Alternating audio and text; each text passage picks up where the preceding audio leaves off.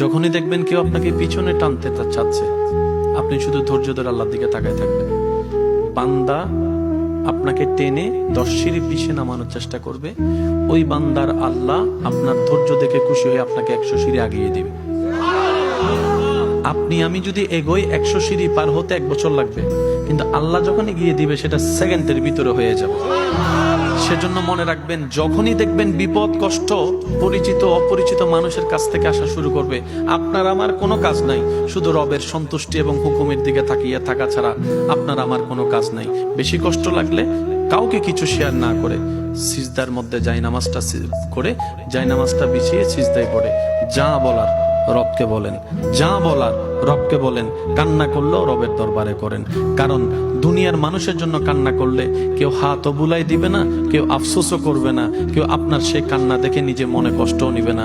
কিন্তু বান্দা যখন রবের প্রেম নিয়ে, নবীর প্রেম নিয়ে, যখন রবের ভয় নিয়ে রবের জন্য কান্না করে, ওই প্রত্যেকটা ফোঁটা পানি জাহান্নামের আগুনকে নিভিয়ে দেওয়ার ক্ষমতা আল্লাহ সেই পানিতে দান করে দেন। সুবহানাল্লাহ।